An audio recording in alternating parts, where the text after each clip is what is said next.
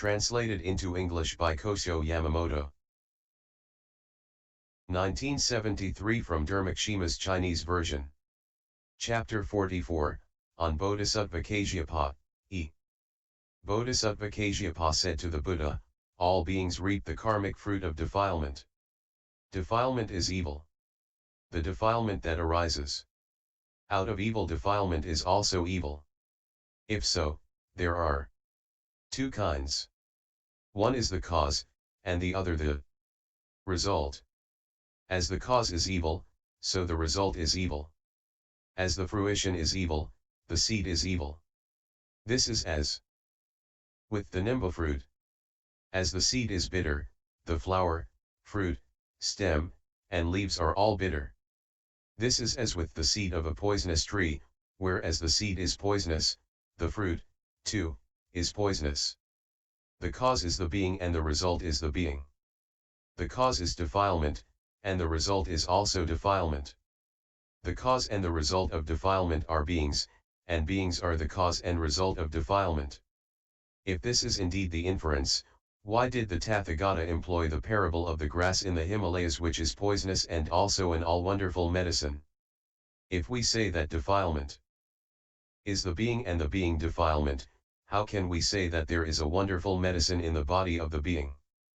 The Buddha said, well said, O good man. Innumerable beings have the same doubt. You now do well to ask for an answer. I shall make this point clear too. Listen well, listen well. Think well about this. I shall now clearly state and explain this to you. O good man. I speak of the Himalayas in my parable, alluding therein to beings. The poisonous grass refers to defilement, and the all-wonderful medicine refers to pure deeds. O good man. When beings practice such pure deeds, we say that they possess an all-wonderful medicine within. Bodhisattva Kasyapa said to the Buddha, O world-honored one. How does a being possess pure deeds? O good man. In the world, we see that a seed brings forth fruit. Now, there are cases where this seed, at times, becomes the cause of the fruit. Or there are cases where it does not. It can only be called seed and fruit when things proceed thus. When things do not proceed thus, we only say fruit, and not seed. It is the same with beings. All have two kinds of deed. With the one, it is the result of defilement, and also the cause of defilement. With the other, it is the fruit of defilement, but not the cause of defilement. When it is the fruit of defilement, but not the cause of defilement, we call this a pure deed. O good man. Beings meditate on feeling and come to know that this is the near cause of all defilements. Because of feeling, a person cannot cut off all the defilements that are inside and out. All defilements, too, are unable to get out of the prison house of the three worlds. Beings, due to feeling, adhere to self and what belongs to self and gain the inversions of mind, image, and views of life. Hence, beings must first meditate on feeling. Such feeling becomes the near cause of all phases of craving. For this reason, the wise, when they desire to extirpate craving, must first meditate on feeling. O good man. All the good and evil of beings that come forth from the links of interdependence take their rise from feeling. That is why I said to Ananda, all the good and evil deeds of all beings take their rise at the time of feeling. That is why a person who possesses wisdom must first meditate on feeling. When this meditation is done, the person then thinks, through what causal relations does such a feeling come about? If from causal relations, from what do such causal relations come about? If by non-cause, why is it that such a non-cause does not call forth non-feeling?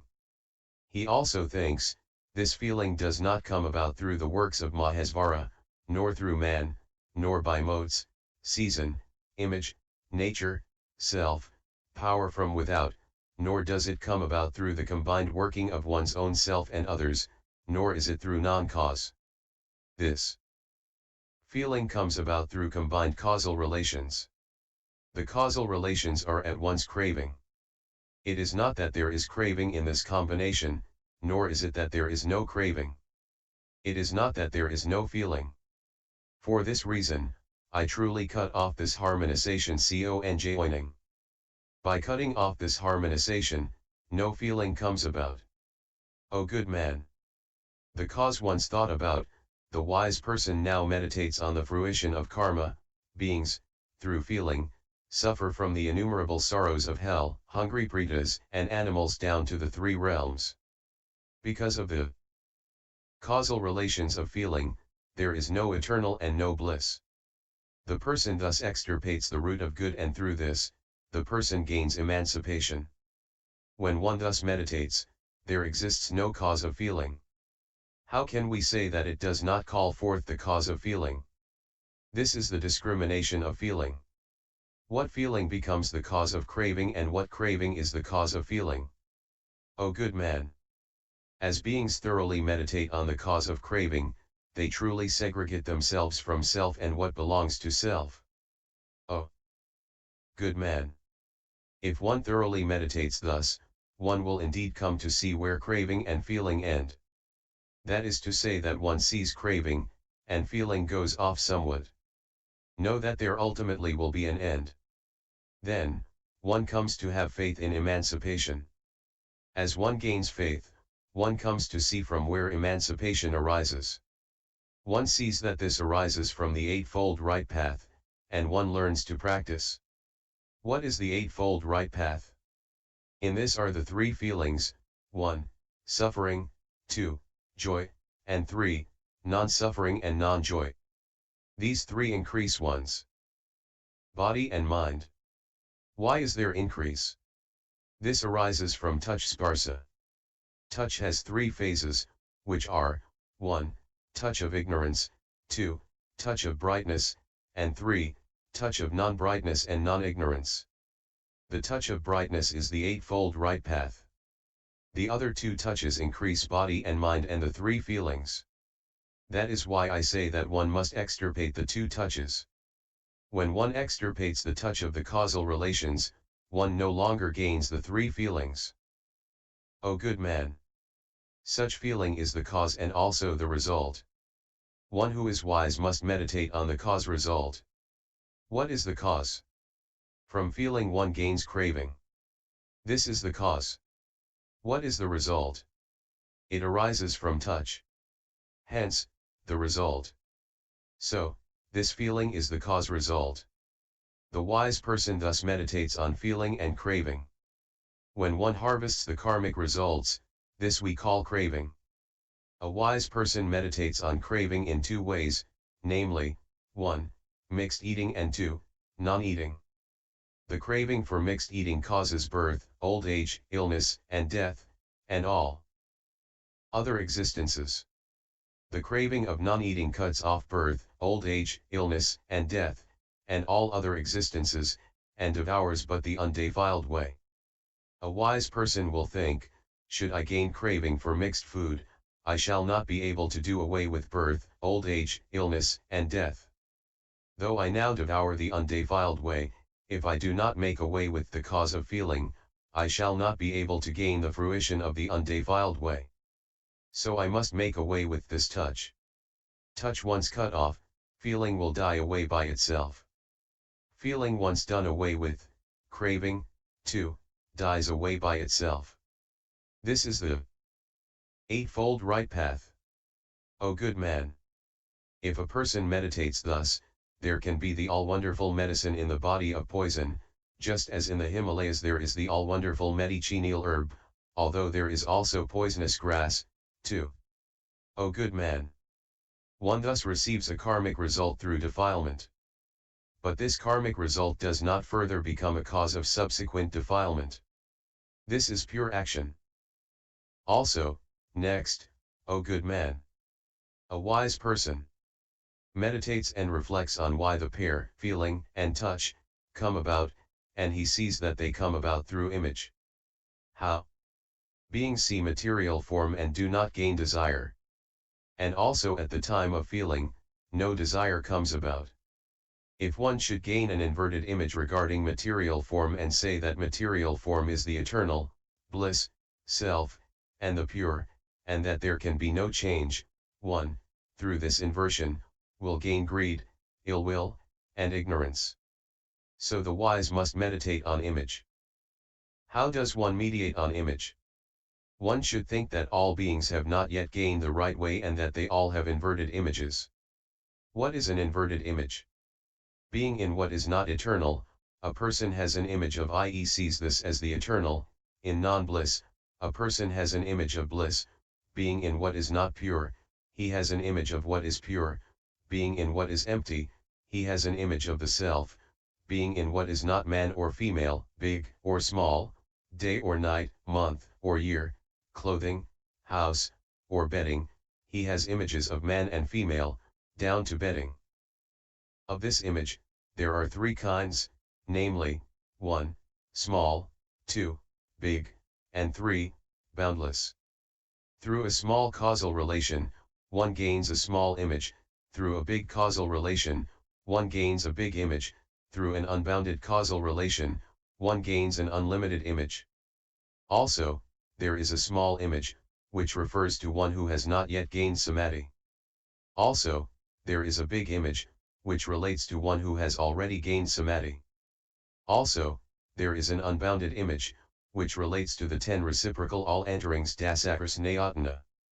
Also, there is a small image, which relates to all the images of the world of desire. Also, there is a big image, which corresponds to all the images of the world of form. Also, there is an unbounded number of images, which refers to all the images of the world of formlessness. When the three phases of image die away, feeling by itself dies away. When the image and feeling go away, we say emancipation. Bodhisattva Kasyapa said, O world-honored one. When all phases of things die away, we gain emancipation. Why do you, Tathagata, say that the extinction of image and feeling is emancipation? The Buddha said, O good man. The Tathagata, at times, speaks by the being, at which the one listening understands the thing, or, at times, he stands on the thing about the being, and the one listening understands what is said about the being. What do I mean by saying that when I speak of the being, the person who is listening takes it to refer to a thing? This is as when I once said to Mahakasyapa, O Kasyapa, when the being dies, wonderful Dharma dies out too. This is what I mean when I say that when I speak standing on the being, the one listening takes it to refer to a thing. What do I mean by saying that when I speak, standing on Dharma, about the being, the listener takes it to have been said about the being? This is as I once said to Ananda, I do not say that I befriend all things or that I do not. If I befriend the law Dharma, the good law wonderful Dharma will weaken and the non-good will become luxuriant. One must not befriend such a law. If one befriends the law, the non-good will weaken and the good law augment. One should come near such a law. This is what I say. Standing on a thing, about the being, and the one listening takes it as my speaking about a being. O good man. The Tathagata speaks about the two extinctions of image and feeling. But he has already spoken about all that could be extirpated. When a wise person has meditated on such an image, he must next meditate on the cause of the image. How do all the innumerable images come about? One comes to know that they come about from touch.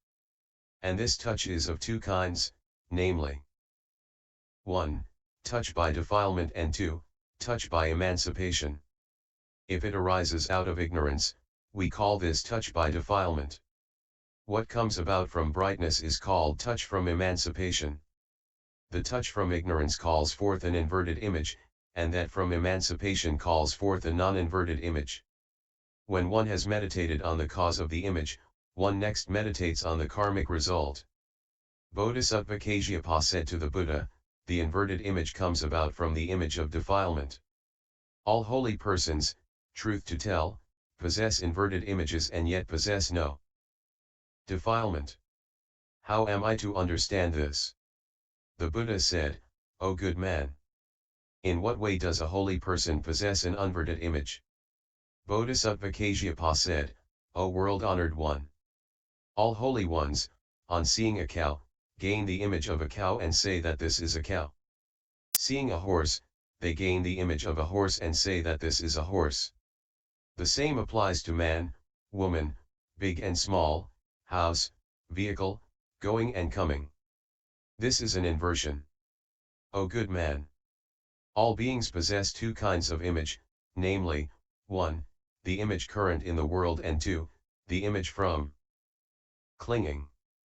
All holy people have only the image current in the world, but do not have any image from clinging. All beings gain the image of clinging, because of the meditation by evil sensing. All holy persons do not gain the image of clinging, because of their awakening to good. Hence, all common mortals are classed as of the inverted, whereas the holy persons are not so classed, though they may know. Having meditated on the cause of the image, a person who is wise next meditates on the karmic results. One suffers such karmic results of the evil image in the realms of hell, hungry ghosts and animals, and of humans and gods. As I have done away with the image of evil awakening, I have cut off ignorance and touch. So does the image go. When the image is done away with, the person also removes the karmic consequences. To cut off the cause of the image, the wise person practices the eightfold right path.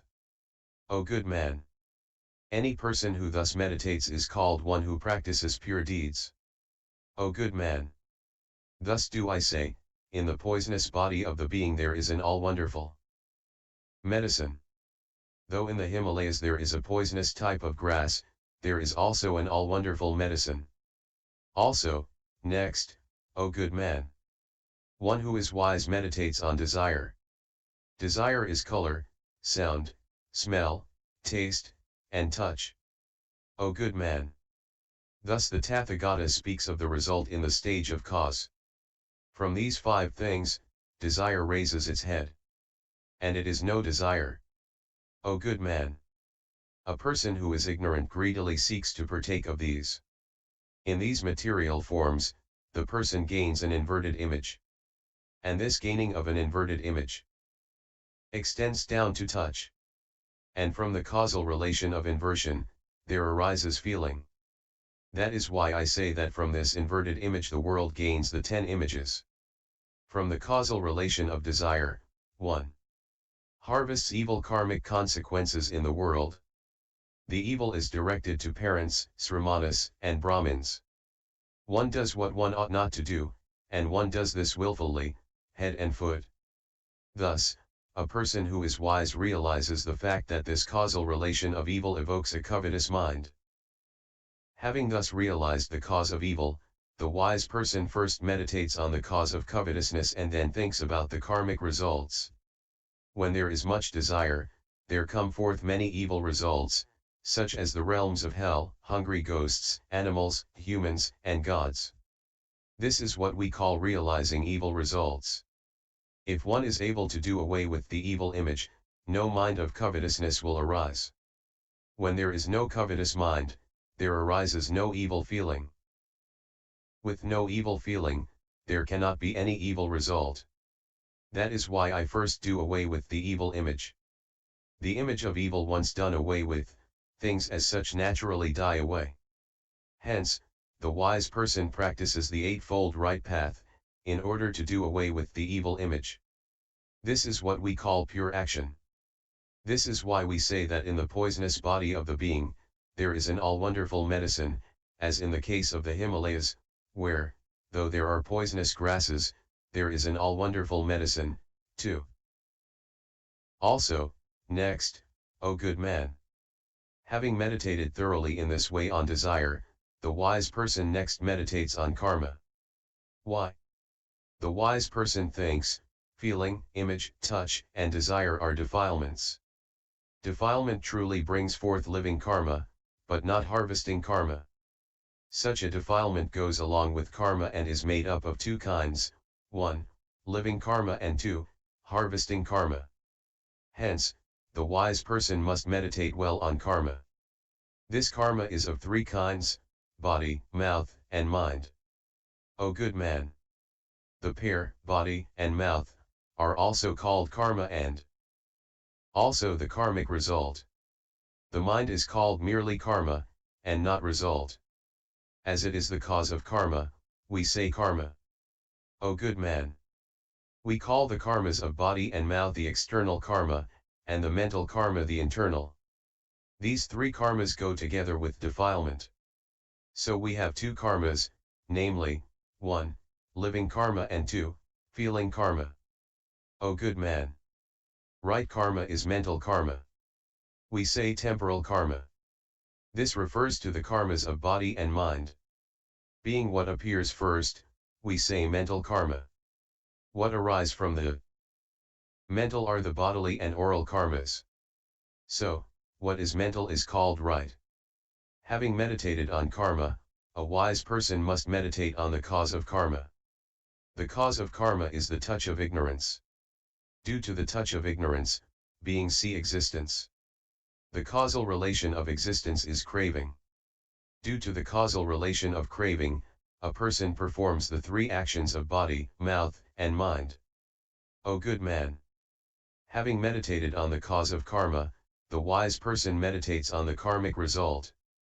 There are four kinds of karmic result. Namely, 1. Black karmic result, 2. White karmic result, 3. Mixed karmic result, and 4. Non-black non-white karmic result. The black karmic result is such that it is defiled at the time of the action, and the karmic result, too, is defiled. We say white karmic result, which is pure when the deed is being enacted, and the karmic result too is pure. We speak of a mixed karmic result, which is one of a mixed nature during the deed's enactment, and the karma, too, is mixed. We say non-white non-black karmic result. This is undefiled karma. Bodhisattva Kasyapa said to the Buddha, O world-honored one! You said before that the undefiled has no karmic result.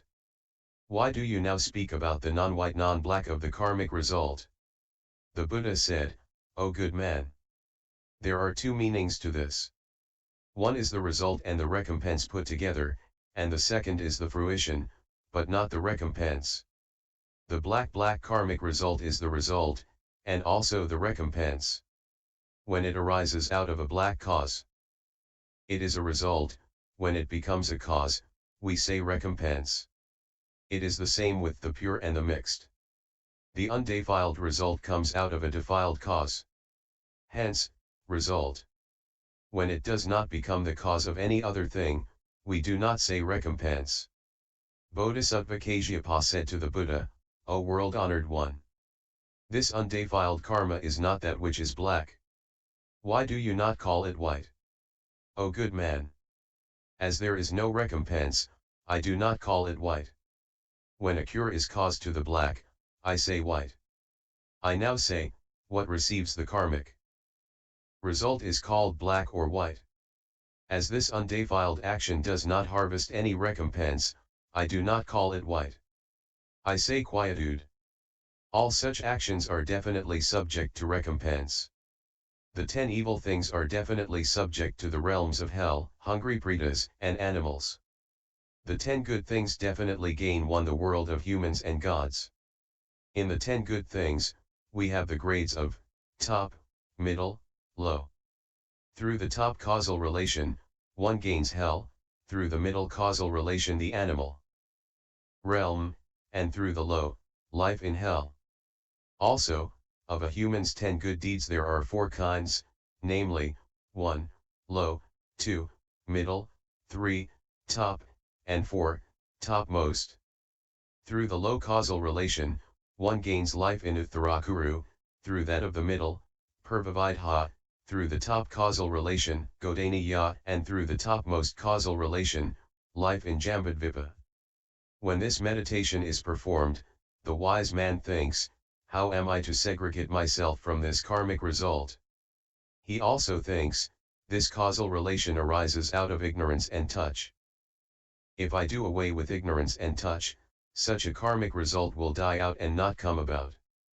Hence, a person who is wise, in order to extirpate the causal relations of ignorance and touch, must practice the eightfold right path. This is pure action. O good man! This is why I say that in the poisonous body of the being there is an all-wonderful medicine. This is as in the instance of the Himalayas, where, though there are poisonous herbs, there is a medicinal herb, too. Also, next, O good man! Having meditated on karma and defilement, a wise man then meditates on the two karmic results that have been attained. These two karmic results are of suffering. When this suffering is known, one segregates oneself from all beings. The wise person also thinks, the causal relation of defilement also calls forth defilement. Being the causal relation of karma, it again calls forth defilement. The causal relation of defilement again calls forth karma. The causal relation of karma calls forth suffering, and from the causal relation of suffering comes about defilement. The causal relation of defilement calls forth existence, and the causal relation of existence calls forth suffering. The causal relation of existence calls forth existence. The causal relation of existence calls forth karma, and the causal relation of karma calls forth defilement. The causal relation of defilement calls forth suffering. The causal relation of suffering calls forth suffering. O good man! If any wise person thus meditates thoroughly, one should know that such a person truly meditates on the suffering of karma. Why? All that is stated above referring to meditation are the causal relations of birth and death of the links of interdependent arising. If a person thus thinks thoroughly about the links of interdependence, one may know that this person no longer creates any new karmas and thoroughly crushes out old sufferings. O good man! A person who has wisdom meditates on the suffering of hell. From one hell to places, each hell has various types of suffering. All arise out of the causal relations of the karma of defilement. Thus does one meditate. When the meditation on hell has been completed, this leads to the meditation on the sufferings of the hungry pretas and animals. Having done this meditation, one again thinks of all the sufferings of humans and gods. All such sufferings arise from the karmas of defilement. O good man! In the life of heaven, we do not have any of this kind of great suffering. The body is soft, delicate, and smooth. But when one sees the five forebodings of decline, great suffering raises its head. It is as with the suffering of hell, which proceeds in the same way, all equally. O good man! The wise meditate and think that all the sufferings of the three worlds take their rise from the causal relations of defilement. O good man! For example, a tile that has not yet been passed through heat is easy to break. It is the same with the physical body of a being, too. Gaining the body, this is now a vessel of suffering. For example, the luxuriance of the flowers and fruit of a big tree gets destroyed by birds, and piles of dried grass can easily be burnt up by a small bit of fire. It is the same with the fleshly body of the being, which easily breaks up. O good man! If a wise person can meditate well on the 8 sufferings as in holy actions, know that this person indeed segregates himself from all sufferings. O good man! A wise person deeply meditates on the 8 sufferings, and next on the cause of suffering. The cause of suffering is the ignorance of craving, which is made up of 2 things, 1, seeking what is bodily, and 2, seeking wealth. Seeking what is bodily and seeking wealth are both sources of suffering. So one must know that the ignorance of craving is the cause of suffering. O good man! There are 2 kinds of this ignorance of craving, namely, 1, inner, and 2, outer. That which is inner truly molds karma, whereas what is external augments it. Also, that which is internal indeed molds karma, and what is external molds the karmic result. If internal craving is done away with, karma can indeed be done away with. If external craving is cut off, the karmic fruit goes away. Internal craving molds the suffering of the world that is to come, whereas external craving calls forth the suffering of the present life. The wise meditate on the cause of suffering, which is craving. Having meditated on the cause, they do so on the karmic result. The karmic result of suffering is cleaving upadana, clinging to existence. The result of craving is cleaving. The karmic result of craving is cleaving. The causal relation of this cleaving, which is inner and outer craving, calls forth the suffering of craving. O good man! The wise must meditate and think that craving is causally related to cleaving, and cleaving is causally related to craving. If one truly extirpates this pair, craving and cleaving, there will be no more karmic action, one will no more suffer from any kind of sorrow. Hence, the wise should practice well the eightfold right path and make away with all sufferings. O good man! If any person meditates thus, this is pure action. This is where we say that beings possess an all-wonderful medicine in their carnal poisonous body, and that in the Himalayas, amidst the poisonous grass, there is an all-wonderful medicinal herb. Bodhisattva Kasyapa said to the Buddha, O world-honored one! What is pure action? The Buddha said, all things are nothing but pure action. Bodhisattva Kasyapa said, O world-honored one! All things are not fixed in meaning. Why? The Tathagata calls them either good or non-good. At times, he says that such is the meditation of the four remembrances, or at times, the spheres, or the good teacher of the way, or the links of interdependence, or the being, right view, wrong view, the types of sutra, or the two truths, or the Tathagata now says that all things are pure actions. All in all, what do you mean by all things? The Buddha said, well said, O good man! The all-wonderful great Nirvana Sutra is the treasure house of all dharmas. It is like the great sea, which stores up all treasures. It is the same with this Nirvana Sutra. This is the secret house which contains all the meanings of all words. O good man! Just as Mount Sumeru is the root source of all medicines, so is the sutra the root source of the Bodhisattva precepts. O good man! It is as with the void, wherein rests all that exists. So is it with the sutra, which is the abode of good dharma. O good man! It is like the great wind, which no one can bind or check. So is it with all bodhisattvas who practice the sutra. No defilement or evil teaching can check or bind them. O good man! It is like the diamond, which no one can destroy. So do matters stand with the sutra, which no tirthayikas or men of evil notions can destroy. O good man! It is like the sand of the river Ganges, which no one can count. So is it with the meaning of the sutra. No one can truly count it out to completion. O good man! This sutra is the banner of the Dharma of all Buddhas, just as things so obtain with the hanging ensigns of Sakra. O good man! This sutra is the merchant that journeys nirvana-wards, or the great guide that takes to the great sea with all merchants. O good man! This sutra is the light of the Dharma of all bodhisattvas, just as the light of the sun and moon truly destroy the gloom all round. O good man! This sutra serves as the best medicine to all beings who are suffering from illness. It is like the all-wonderful king of medicine of Gandhamadana, which thoroughly cures all illnesses. O good man! This sutra truly serves as a staff to the Akantaka, as in the case of a weak person who can thereby easily support himself and stand up. O good man! This sutra truly serves as a bridge to all evil persons, just as a bridge even allows all the evil persons of the world to pass over it. O good man! This sutra truly serves as a cool shade to all those who carry on their life in the 5 realms, where they feel hot due to the heat of defilement, serving them like a parasol that protects a person well from the heat. O good man! This sutra is the king of fearlessness, which thoroughly crushes out all the devils of defilement, acting like the Lion King, who truly subdues all beasts. O good man!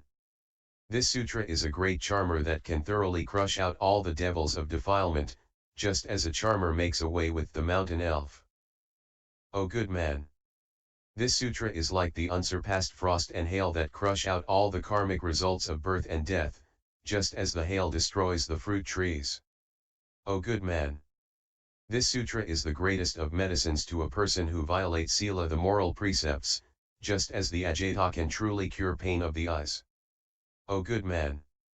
This sutra houses all good dharmas, just like the earth, which serves as the support for all things. O good man! This sutra is a bright mirror to all beings who violate the precepts, just like a mirror which reflects well all colors and forms. O good man! This sutra serves as clothing for those who do not feel ashamed of what they do, just like clothing that can well cover and hide the carnal form. O good man! This sutra serves as a great treasure house to those who are lacking in good things, just as Gunadevi gives benefit to the poor man. O good man! This sutra serves as the water of Amrita immortality for those who thirst for Dharma, just like the water of the 8 tastes, which thoroughly satisfies a thirsty man. O good man! This sutra serves as a bed of Dharma to those who have the worries of defilement, just like the bed of peace that serves the people of the world. O good man! By means of this sutra, the Bodhisattva rises from the first stage up to the 10th. It is the cart upon which are laden jewelry, incense, flowers, and all such incense as pasting, powdery, and burning incense, and the cart in which those of pure castes can ride. It truly surpasses the 6 paramithas. This is a wonderful land of bliss. It is like the Parijata tree of Trayastrimsa heaven. O good man! This sutra is an adamantine and sharpened hatchet which can indeed fell the great tree of all defilements. This is the sharpened sword that can truly make away with the taint of ill smell.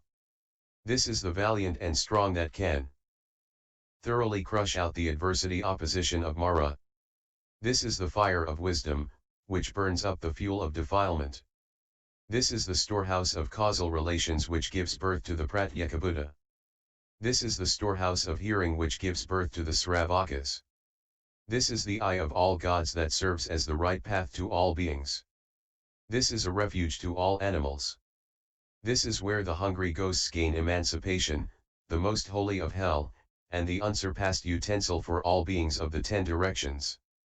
This is the parent of all Buddhas of the 10 directions of past, future, and present. O good man! Thus, this sutra holds within itself all dharmas. The Buddha said, as I have already said, this sutra embraces all dharmas.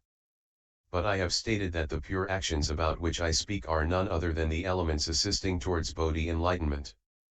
O good man! Separated from the elements of enlightenment, one cannot attain the fruition of Sravaka practice and unsurpassed enlightenment, and one cannot see the Buddha nature, nor the fruition that arises from the Buddha nature. This being so, pure action is the Bodhi elements Bodhipakshikadharma, the prerequisites for attaining enlightenment. They include mindfulness, and the Noble Eightfold Path. How can we say this?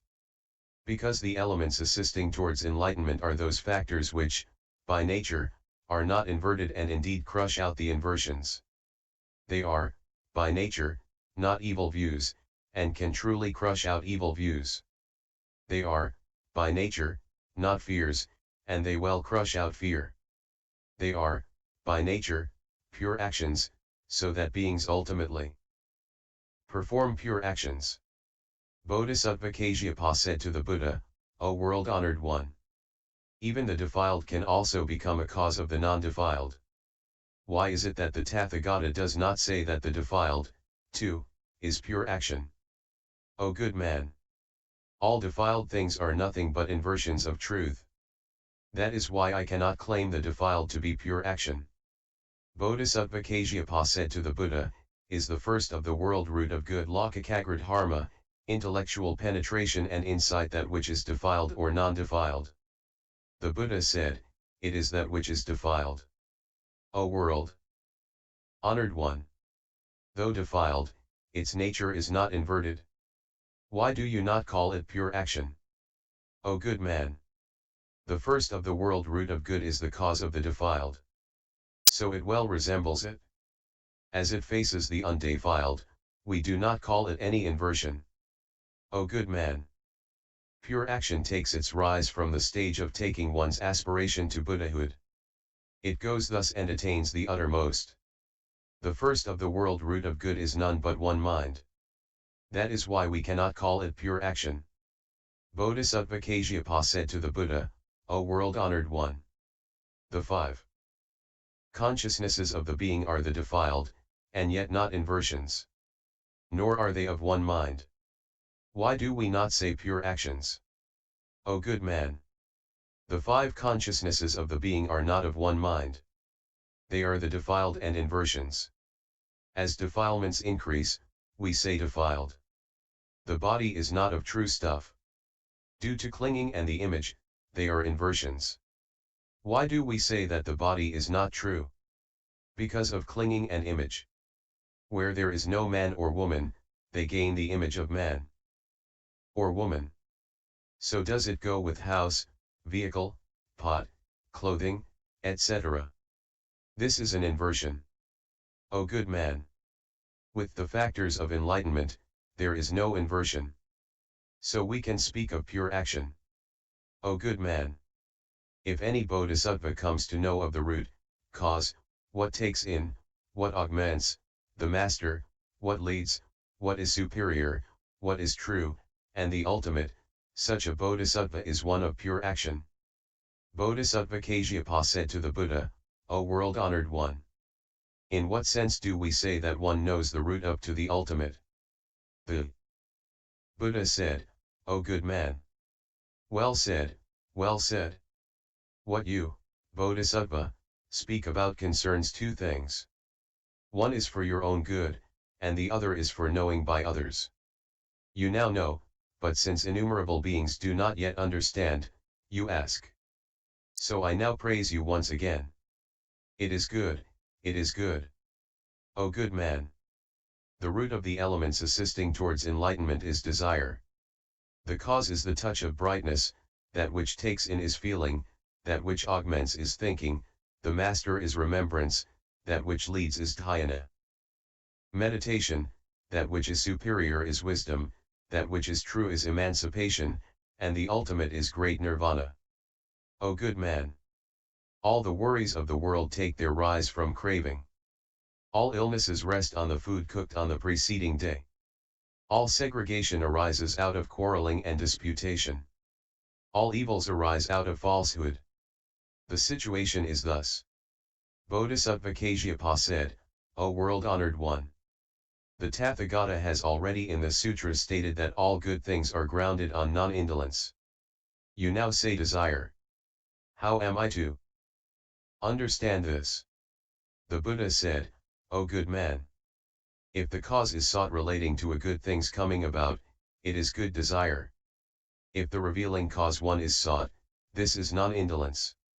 We say in the world that the result depends on the seed, and we say that the seed is the cause of the coming about, and the soil is the revealing cause. The same is the case here too. Bodhisattva Kasyapa said, O world-honored one! The Tathagata says in other sutras that the enlightenment factors constitute the base. What does this imply? O good man! The Tathagata said before that beings first come to know of the factors of enlightenment. The Buddha is the root. To awaken depends on desire. O world-honored one! What do you mean when you say that bright touch is the cause? O good man! The Tathagata at times speaks about brightness and says that it is wisdom, and at times he says faith. O good man! Through the causal relation of faith, one draws near to a good teacher of the way. This is touch contact. The causal relation of befriending leads the person to give ear to wonderful Dharma. This is touch. When one listens to wonderful Dharma, one's body, mouth, and mind become pure. This is touch.